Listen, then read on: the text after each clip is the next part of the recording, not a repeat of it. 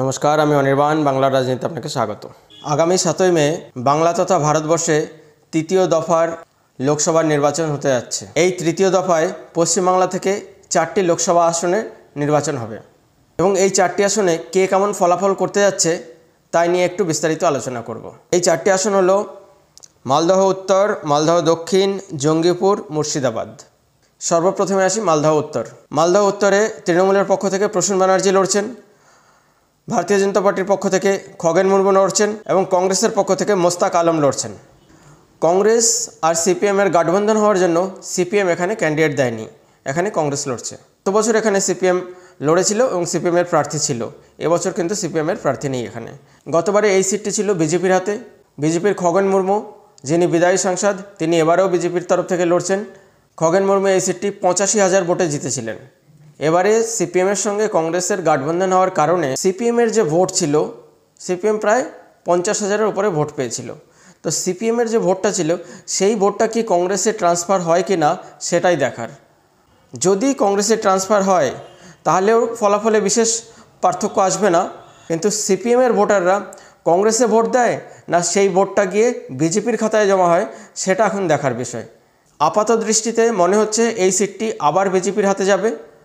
গত দু দফায় পশ্চিমবাংলার যে 6টি লোকসভা আসনে ভোট হয়ে গেছে সেই 6টি আসনই বিজেপির পক্ষে যাচ্ছে এবং মালদহ উত্তরটি আপাতত দৃষ্টিতে দেখা যাচ্ছে বিজেপির পক্ষেই যাচ্ছে। এরপরে কথা হলো মালদহ দক্ষিণ নিয়ে। মালদহ দক্ষিণে এবার লড়ছেন কংগ্রেসের তরফ থেকে ঈশা খান চৌধুরী, বিজেপির তরফ থেকে শ্রী রূপামিত্র চৌধুরী এবং তৃণমূলের তরফ থেকে শাহনাজ আলী রায়হান। এই সিটটি খুব ইন্টারেস্টিং হতে যাচ্ছে। 2019-এর লোকসভায় কংগ্রেস এই সিটটি জিতেছিল মাত্র 8,000 ভোটে।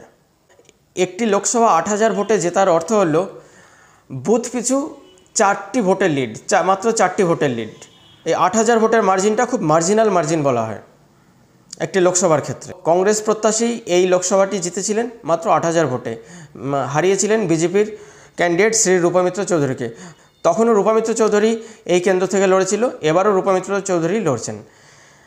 কিন্তু এবারের ইন্টারেস্টিং ব্যাপার হচ্ছে এই আসনটির যে 7টি বিধানসভা 2021-এ কিন্তু 6টি তৃণমূলের দখলে গেছিল 2021-এ।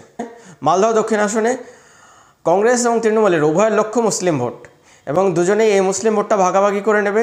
এতে দেখা যায় যে এই সিটটি খুব ইন্টারেস্টিং হয়ে উঠেছে। এই সিটটি কংগ্রেস পাবে না বিজেপি পাবে এটা এখনই কিছু বলা যাচ্ছে না। এই সিটটি লড়াই হোক তারপরেই বলা যাবে। এই সিটটি আমার প্রথম সিট, যেটা ডাউট নাম্বার 1। এই সিটটি যে কোনো দিকে যেতে পারে, কংগ্রেসের দিকেও যেতে পারে আবার বিজেপির দিকেও যেতে পারে। এখানে কংগ্রেস অপেক্ষাকৃত তৃণমূলের থেকে স্ট্রং। তৃতীয় আসনটি হচ্ছে জঙ্গিপুর। এই জঙ্গিপুর আসনটি কোনো সময় ভারতবর্ষের প্রেসিডেন্টকে নির্বাচিত করত, অর্থাৎ প্রণব মুখার্জিকে নির্বাচিত করত। প্রণব মুখার্জি বোধহয় এখানে 4 বার বা 6 বারের সাংসদ, আর এক্স্যাক্ট নাম্বারটা মনে নেই। মিনিমাম 4 বারের সাংসদ, ম্যাক্সিমাম 6 বার হতে পারেন। এখান থেকে কংগ্রেসের পক্ষ থেকে লড়ছে মোর্তাজা হোসেন, বিজেপির পক্ষ থেকে লড়ছে ধনঞ্জয় ঘোষ এবং তৃণমূলের পক্ষ থেকে লড়ছে খালিলুর রহমান। এই সিটটি যেমন একসময় কংগ্রেসের গড় ছিল, এখন কিন্তু এই সিটটি চলে গেছে তৃণমূলের হাতে এবং এই সিটটি এবারও ভোটের পরে দেখা যাবে এই সিটটি তৃণমূলের হাতেই যাচ্ছে, অর্থাৎ এই সিটটি তৃণমূল জিততে চলেছে। পশ্চিমবঙ্গের তৃতীয় দফার চৌথা আসন হচ্ছে মুর্শিদাবাদ।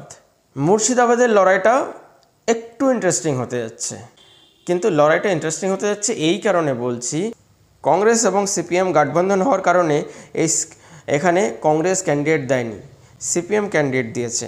সিপিএম ক্যান্ডিডেট দিয়েছে, একজন নামকরা ক্যান্ডিডেট দিয়েছেন, মোহাম্মদ সেলিমকে ক্যান্ডিডেট দিয়েছেন এবং তৃণমূল ক্যান্ডিডেট দিয়েছেন আবু তাহের খানকে, আর বিজেপি ক্যান্ডিডেট দিয়েছেন গৌরীশঙ্কর ঘোষকে।